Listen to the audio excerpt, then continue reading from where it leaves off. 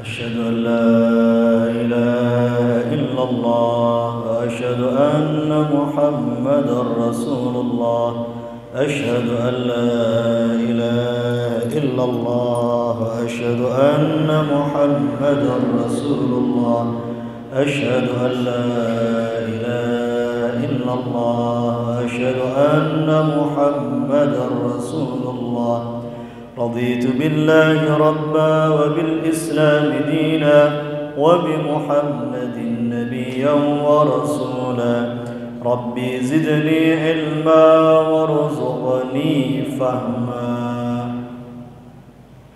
السلام عليكم ورحمة الله وبركاته. الحمد لله رب العالمين والصلاة والسلام على حبيبنا وشفيعنا وقرة أعيننا سيدنا محمد وعلى آله وأصحابه أجمعين أما بعد. Para hadirin hadirat yang dimuliakan oleh Allah, kita mengkaji kitab Safinatun Najah. Kita sampai pada pembahasan tentang salat Jumat dan khutbah Jumat. Insyaallah malam hari ini kita membahas tentang syarat keabsahan khutbah. Leres nggih? Halaman 47. Qala Syekhul Muallif Al-Alim Al-Allamah Asy-Syaikh Salim bin Sumair Al-Hadrami fi kitabih Safinatun Najah rahimahullahu taala wa nafa'ana bihi wa bi ulumihi fid dharain amin. Radhiyallahu anna wa ankum ila an qal syurutul khutbataini asyratun. At-taharatu 'anil hadatsaini al-asghari wal akbari. Wat-taharatu 'anin najasati fit thawbi wal badani wal makani. Wa satrul awrati wal qiyamu 'alal qadiri wal julusu bainahuma fawqa tuma'ninatis salati wal muwalatu bainahuma wa bainas salati wa an takuna bil arabiyyah wa an yusmi'ahuma arba'ina wa an takuna kulluha fi waqti dhuhri. Ini belum dereng sama sekali nggih. Dereng. Syarat keabsahan khutbah. Keabsahan khutbah ada 10, yaitu 1. Khatib suci dari 2 hadas, baik hadas kecil maupun hadas besar. Ini sebuah keharusan, menjadi tanggung jawab, dan harus dipastikan khatib itu benar-benar tidak memiliki hadas kecil dan hadas besar. Sudah maklum, sedikit kita menyinggung dan mengulang bahwa orang memiliki hadas kecil, misalnya kencing, buang angin, buang air besar, demikian juga persentuhan laki-laki dan perempuan yang ajnabiyah, bukan mahram, itu menyebabkan hadas kecil. Termasuk nanti ketika proses khutbah itu harus dipastikan nggih khatibe mboten angsal ngapunten kepoyo, mboten angsal mara gak sengaja buang angin. Nah itu berat nanti konsekuensinya karena penumpangnya kathah. Pas Jumatan ini penumpangnya kathah. Makanya di fikih itu yang kemarin kita singgung ada yang namanya istikhlaf, penggantian khatib karena 1-2 alasan. Dan itu terjadi ketika proses khutbah. Adapun kalau sebelum Jumatan, dinten Kemis, moro khatibe telepon takmir kula mboten saged dugi, itu badal namanya. Tapi ketika misalnya sedang khutbah pertama terus khatibe batal, itu yang menggantikan siapa? Dalam fikih yang menggantikan adalah khalifah. Dan proses penggantian ini namanya istikhlaf.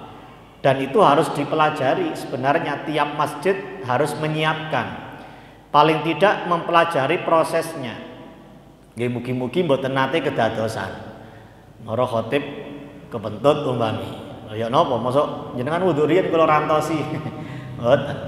Di tengah khutbah. Maka nanti yang menggantikan adalah khalifah. Khalifah itu pengganti, prosesnya namanya istikhlaf. Ustaz Athaillah dulu pernah kita minta untuk membuatkan itu dan ditreningkan kepada para badal khotib di Masjid Agung Jami' Kota Malang. Karena ya daripada statusnya hanya sekedar badal, juga dipersiapkan untuk kapanpun mereka menjadi khalifah siap. Sekali lagi ketika terjadi proses khutbah atau sholat Jumat mungkin saja batal. Bapak Ibu sekalian yang dimuliakan oleh Allah Subhanahu wa taala, berarti harus hati-hati mboten angsal kepuyuan boleh carane beser ya. Pas khutbah tengah-tengah moro beser. Lah niki ya napa padahal kan batal, berarti dia memiliki hadat kecil. Romo Yai Bazori Alwi karena faktor usia, beliau itu ketika ya meskipun 4 tahun 3 tahun saderengipun kapundhut beliau sudah izin untuk tidak khutbah di Masjid Jami'. Tapi sebelum itu dan di usia senja beliau masih aktif. Diceritakan oleh para santri bahwa termasuk terutama yang menemani beliau itu kalau ada jadwal khutbah Jumat, dinten Jumat ini mboten sarapan. Khawatir moro ginamine tiang sepuh, khawatir moro ngapunten nggih keluar angin tidak sengaja. Maka sejak pagi ini pun mboten sarapan itu. Kalau sudah tidak sarapan kan rada aman, perut ini tidak ada yang perlu dikeluarkan gasnya sehingga bertahan sampai siang. Karena saking menjaganya bisa saja diganti, tapi sekali lagi prosesnya ada prosedur khusus secara fikih, proses yang namanya kalau wau istikhlaf. Tidak sedang mengalami hadas kecil maupun hadas besar. Kalau hadas besar penyebabnya paling tidak 6 napa kemawon. Pertama hubungan suami istri, yang kedua keluarnya air sperma, lalu haid, nifas, melahirkan, yang keenam adalah meninggal dunia. Meninggal itu bisa menyebabkan hadas besar, wajib mandi. Tapi adus piyambak napa ditusi ya. Nanti yang memandikan, saya habis memandikan jenazah, apakah saya wajib mandi?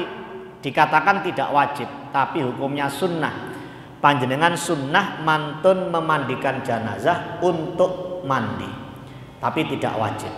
Yang wajib mandi penyebabnya menurut mazhab Syafi'i 6 tadi itu. Shallallahu ala Nabi Muhammad. Syarat yang kedua, khatib suci dari najis yang terdapat di pakaian, tubuh dan tempat khutbah.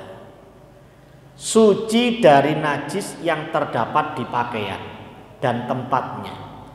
Dulu pernah kita bahas nalikane kula lan panjenengan sedanten bahas bab salat di awal-awal kitab Safinatun Najah ini kita kaji. Pengertian pakaian itu apa? Pengertian tempat itu apa? Pakaian itu segala sesuatu yang menempel di tubuh kita dan bergerak dengan gerakan kita. Berarti jelas baju, sarung ini pakaian kita. Kopiah ini juga pakaian kita. Mengapa? Keranten nempel di tubuh kita dan ketika kita bergerak, nggih bergerak. Berarti akik niki nggih termasuk pakaian yang harus suci. Ketika sholat, ketika khotib khutbah harus suci. Niki akik napa nang lek ijo ngeten niki. No bacan ya. Bacan. Kula nggih diparingi. Tapi alhamdulillah khasiate wonten niki. Khasiate kula lek ndamel akik niki ben mantun mangan mesti wareg niki. Nah, khasiate akik niki. Ini nempel di tubuh saya dan bergerak dengan gerakan saya. Kok misalnya najis nggih menyebabkan sholat saya batal. Kalau saya jadi khotib kok di sini ada najis, berarti khutbah saya tidak sah. Loh ini kan bukan pakaian, nggih memang sanes kelambi, tapi nempel di tubuh saya dan bergerak dengan gerakan saya. Berarti jubah, sorban, kaca mripat, arloji, lek cilik, lek gede arlonceng ya.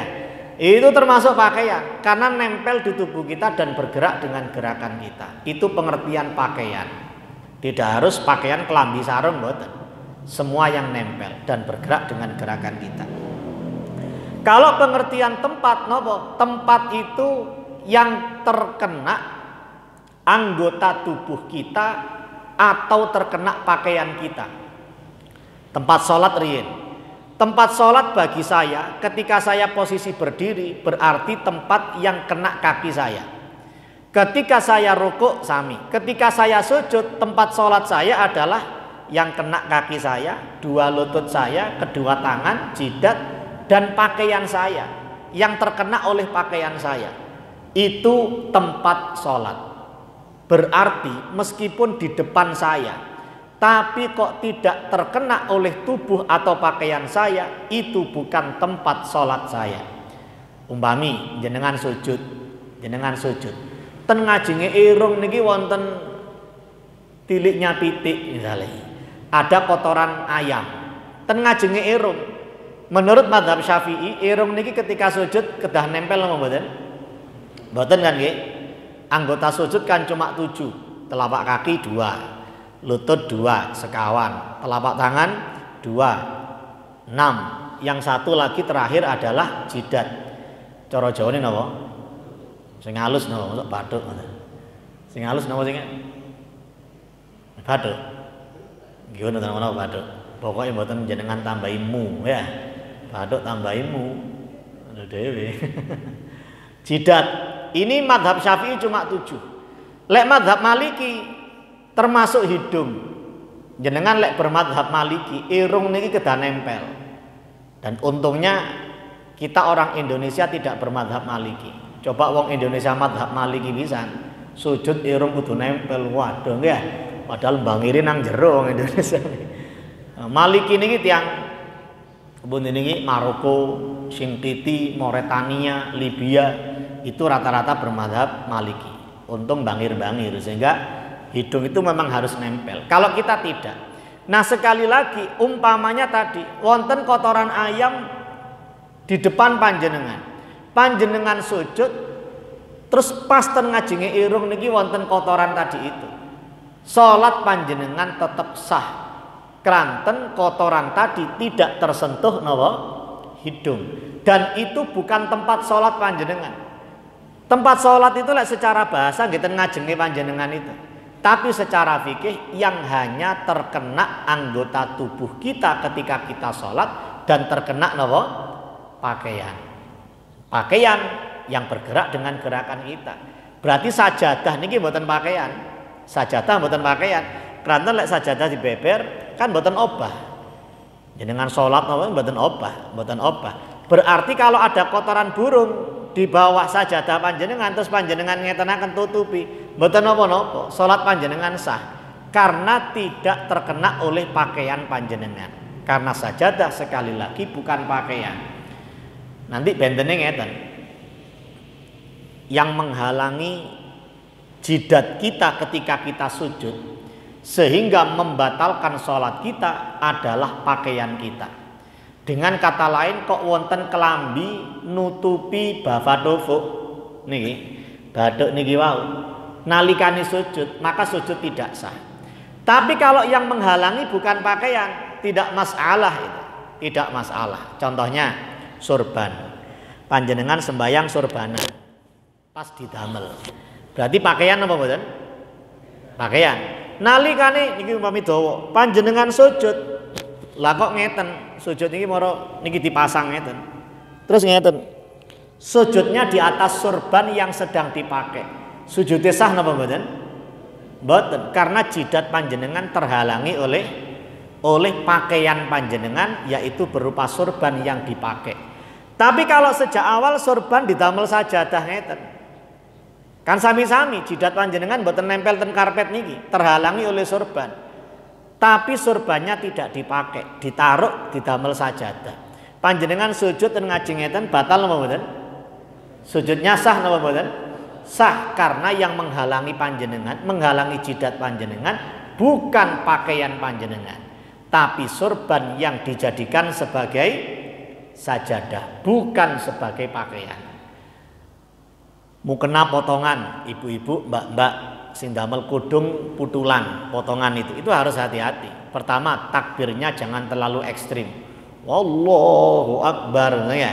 Atau kebanteran Allahu akbar, ketawis niki nih. Padahal ini aurat bagi perempuan, batal salatnya.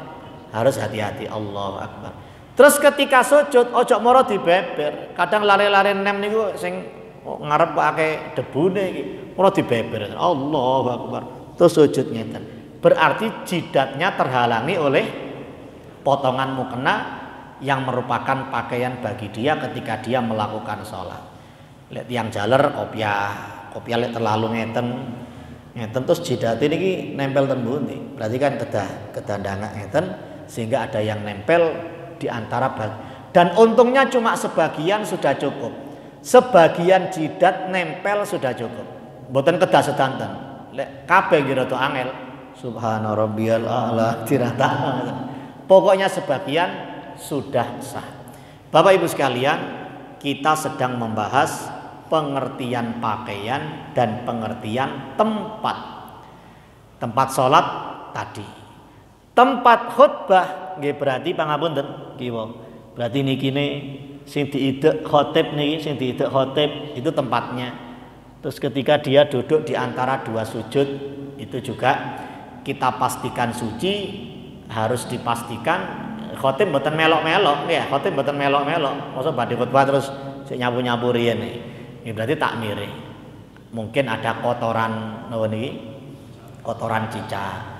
Itu harus benar-benar diperhatikan, jangan sampai ada maaf nggih pangapunten. Mriki mau umpami wonten kotoran cicak mriki terus diidek oleh khotib ketika dia khutbah, itu nanti khutbahnya tidak sah. Kalau khutbahnya tidak sah berarti sholat Jumatnya juga tidak sah. Karena dua khutbah itu menduduki kedudukan dua rakaat zuhur yang lain. Lek mboten sah, sak masjid iki mangke nggih kedah pripun mengganti dengan sholat zuhur kalau memang sudah baru tahu setelah itu. Nomor 3, khotib menutup aurat. Jelas. Napa wonten khotib ora ote-ote. Khotib harus menutup aurat. Yang keempat, berdiri bagi khotib yang mampu. Kedah ngadeg, berdiri, duduk, berdiri. Waktu duduk itu singkat sekali. Kalau di masjid kita biasanya diiringi dengan sholawat. Mumpung imut, tiang jenguk tiang sakit. Orang menjenguk tiang sakit itu tidak boleh lama-lama. Anjurannya tidak boleh lama-lama. Lek boten lepat dawuhipun Imam Ahmad atau Imam Abu Hanifah, seukuran duduk di antara dua khutbah. Jenengan nyambangi tiang sakit iki lho. Seukuran duduk di antara dua khutbah. Kecuali sing disambangi memang seneng rodok suwe. Ojo mulai dhisik aku seneng lek disambangi. Ya, sakit napa jenengan lara untu, biasanya mboten seneng lek lara untu cuma lara untu gak ana sing nyambangi. Disambangi nggih tambah pegel lara untu. Kecuali yang disambangi itu memang seneng. Ya, rene sik aku seneng tak jak ngobrol. Tapi kalau kondisi pun sakit terus ya anjurannya itu sebentar saja seukuran duduk di antara dua khutbah. Terus mboten usah ditenteni. Lara apa sampean? Tonggoku iki kok ngene iki mati aja. Oleh gak suwe 3 dina, gak boleh suwe. Ceritane suwe padahal dia sedang sakit dan harus istirahat. Baik, itu penjelasan tambahan kemawon mumpung imut niki, berdiri bagi khatib yang mampu.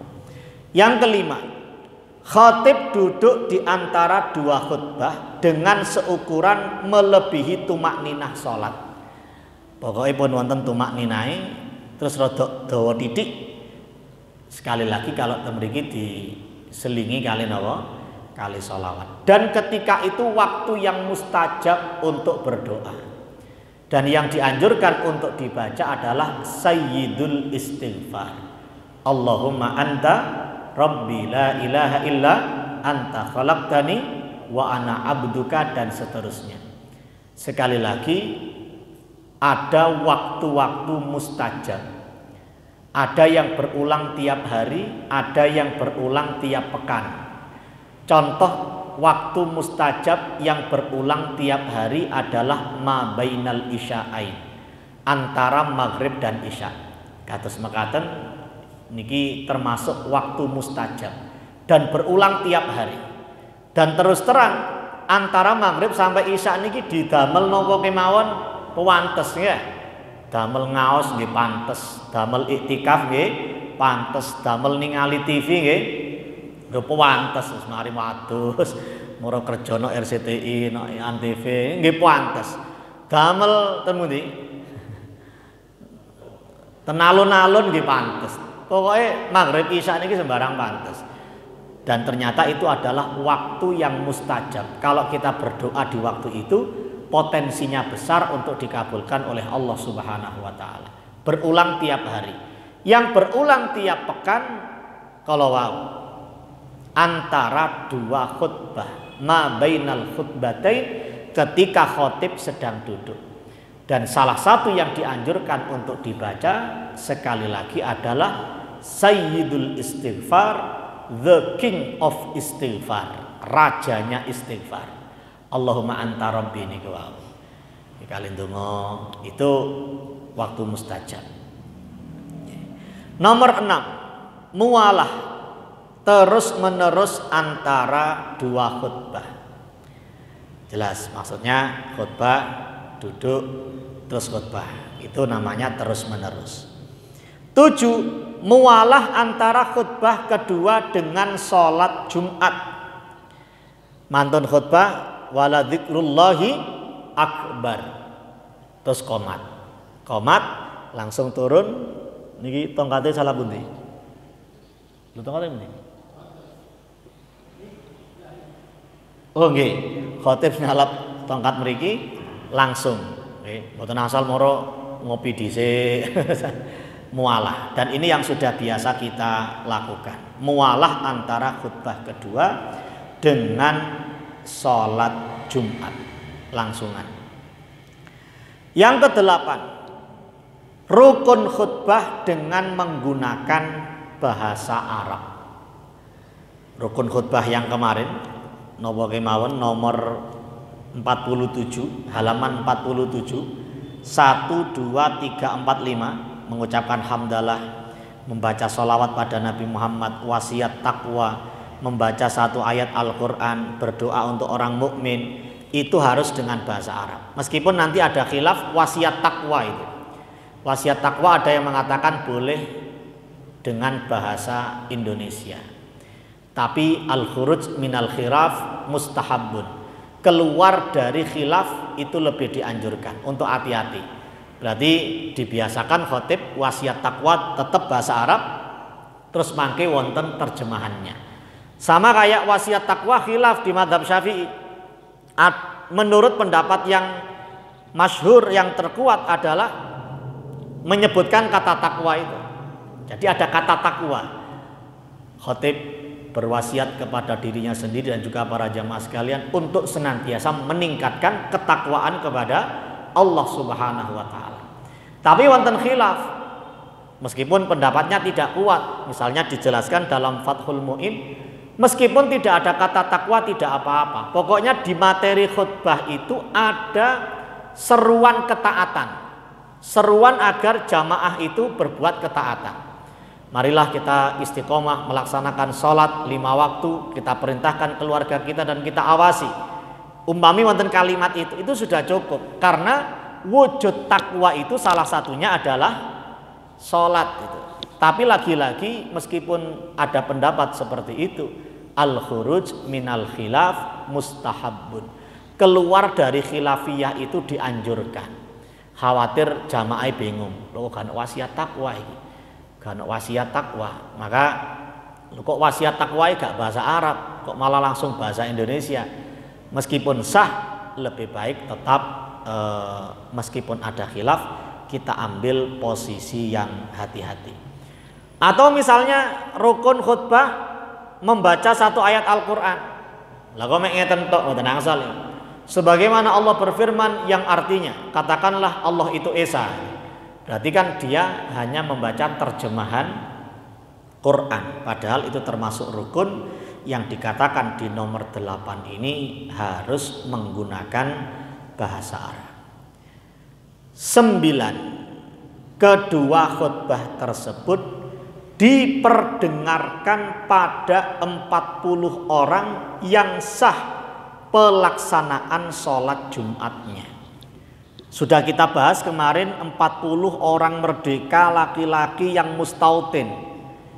Itu sudah kita bahas. Nah, ketika khutbah, suara khotib itu diperdengarkan kepada mereka. Meskipun ada pembahasan saat niki, lek damel mikrofon pripun, yang keluar dari suara itu kan bukan suara aslinya, bukan suara aslinya khotib. Tapi ya semoga tetap ini masih bisa, karena nggih ten pundi-pundi pun lek khotbah mesti damel mikrofon, dan itu harus diperdengarkan pada 40 orang yang napa kala wau sah pelaksanaan sholat Jumatnya. Ini kok sing-singen 40 arbauna dzukuran ahraran mustautinina dan seterusnya. Terakhir seluruh khutbah yang jumlahnya 2 itu terjadi pada waktu zuhur.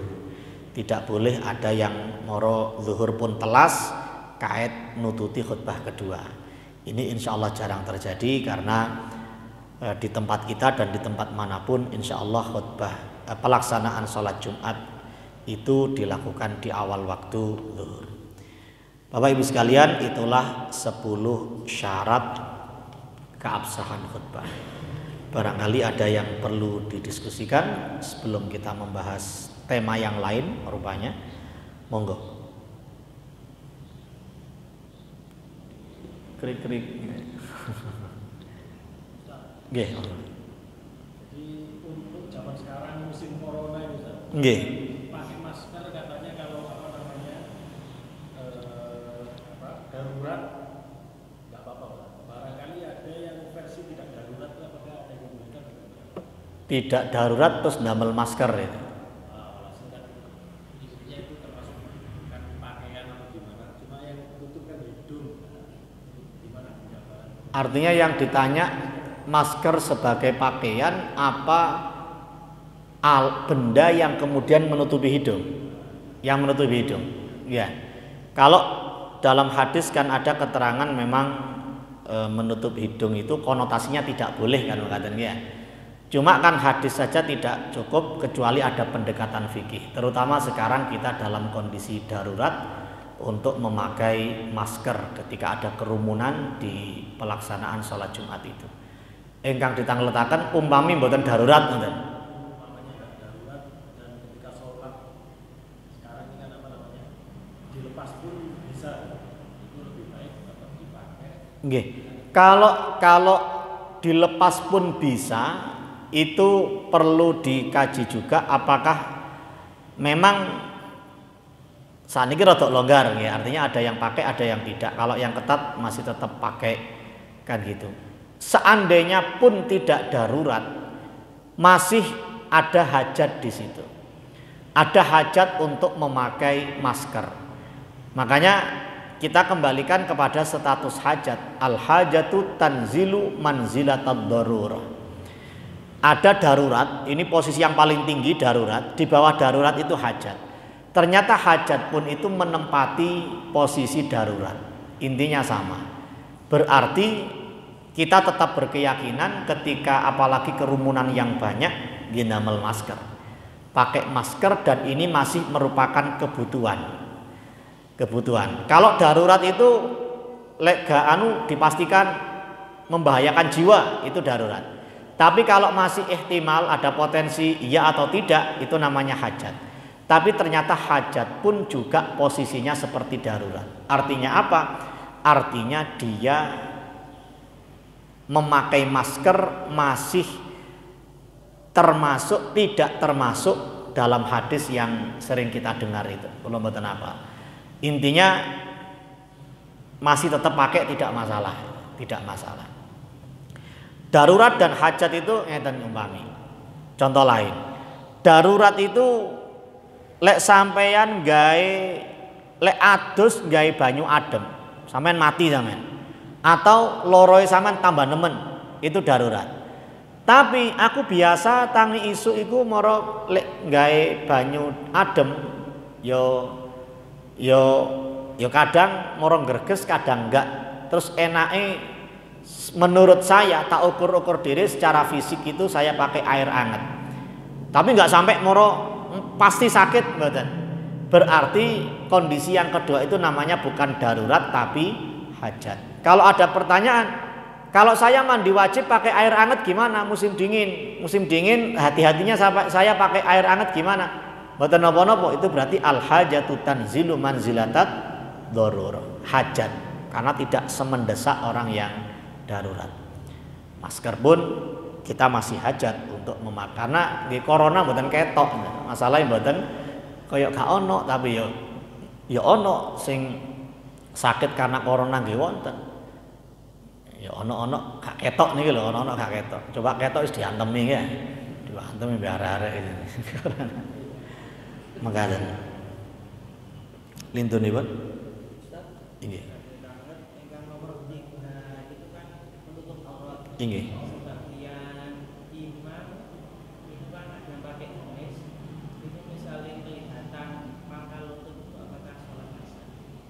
Pinggang ini ya, pangkal lutut itu anu. Oh, pangkal ini berarti bunyi. Atasnya tekuan ini ya. Ah, nggih. Ngeten. Aurat yang ayahab berbahaya terlihat sehingga membatalkan sholat, termasuk membatalkan khutbah dari seorang khotib adalah kalau terlihat dari atas, kanan, kiri, depan, belakang. Terlihat dari bawah tidak masalah. Terlihat dari bawah tubuhnya dia. Berarti ketika kita sujud, meskipun bukan khotib nih, kita pun ketika sholat, ketika sujud kemungkinannya besar itu terlihat dari belakang. Dari belakang bagian kita itu. Alhamdulillahnya tidak masalah. Tidak masalah. Dicontohaken lek ten fikih-fikih lami niku umpami wonten lantai kali, loteng. Ternyata lotengnya ini terbuat dari geladak, kayu. Kayunya renggang-renggang. Ten lantai kali wonten tiang sembayang. Wonten sing ningali dugi ngandhap, lho ketok wae. Dari sela-sela napa niki? Sela-sela kayu sing ditoto geladak niku. Itu ternyata tidak membatalkan sholat karena tidak terlihat dari atas, kanan, kiri, depan, belakang, tapi kelihatan dari bawah. Yang bahaya kalau kelihatan dari atas. Nah, dulu kita jelaskan niki atas. Terus wonten tiang damel sarung, puterane sarung niki ikatannya di bawah pusar. Padahal aurat laki-laki adalah pusar. Kok wonten tiang rukuk salane wis niki belde mboten dikancingaken nginggile. Terus mantun ngoten ikatannya ten ngandhap. Terus ketika dia rukuk kok kelihatan pusar atau bagian kecil di bawah dikit di bawah pusarnya itu. Itu bahaya kalau itu membatalkan. Demikian juga dari belakang yang sering terjadi lari nem sembayang gawe celonone rada ketat terus kaosan bisa rada cendek. Akhirnya ketika rukuk wetok. Sing ketok celengane ya. Teko mburi ketok celengane. Nah, itu aurat, batal. Terus tadi kalau perempuan yang pakai potongan. Tapi kalau kelihatan dari bawah tidak masalah. Ini karena sulit kita menjaga. Dan pasti ketika berdiri pun ya kelihatan dari bawah. Dan itu terjadinya kalau di lantai 2 dan terbuat dari geladak. Tapi sekali lagi dari bawah tidak masalah. Ngaten nggih? Lintunipun? Nggih. Oh.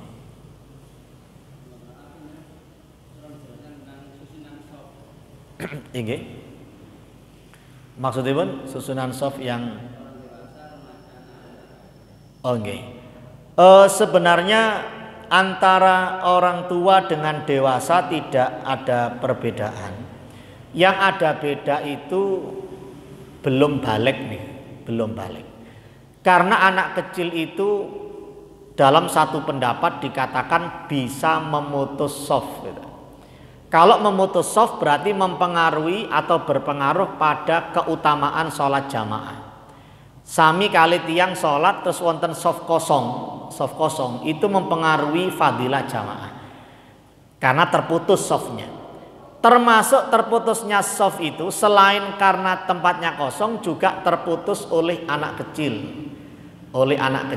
Makanya kalau antara yang besar dengan dewasa, niki dewasa yang sudah balik nih, itu tidak masalah.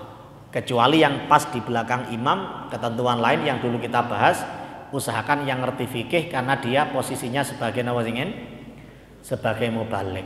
Tapi masalahnya kalau anak belum balik, anak belum khitan, karena dia masih membawa najis dan seterusnya, itu yang memang harus ditempatkan secara khusus karena khawatir memutus shaf tadi itu.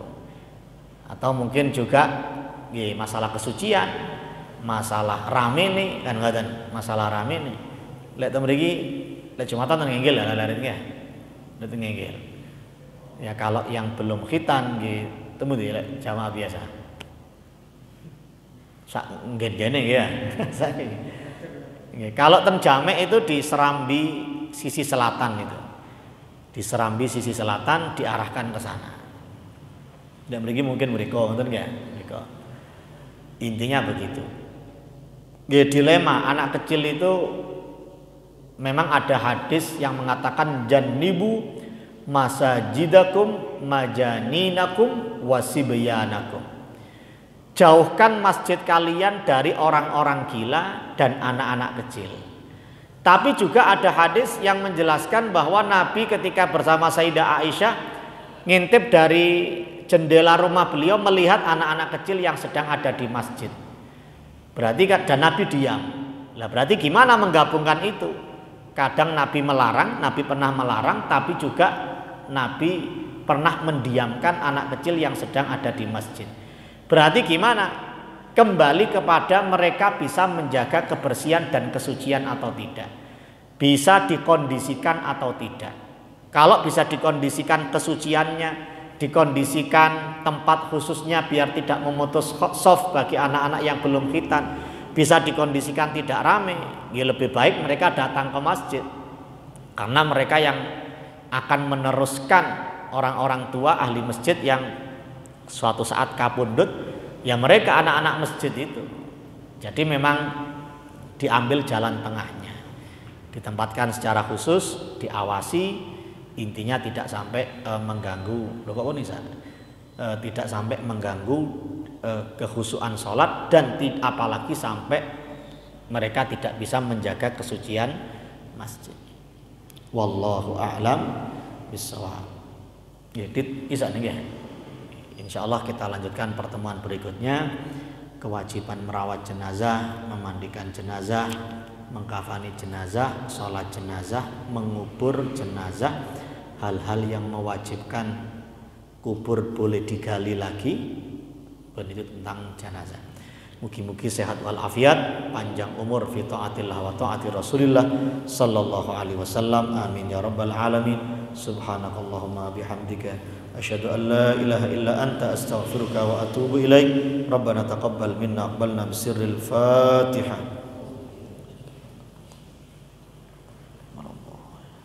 Wallahul muwaffiq ila aqwamit thariq. Assalamualaikum warahmatullahi wabarakatuh.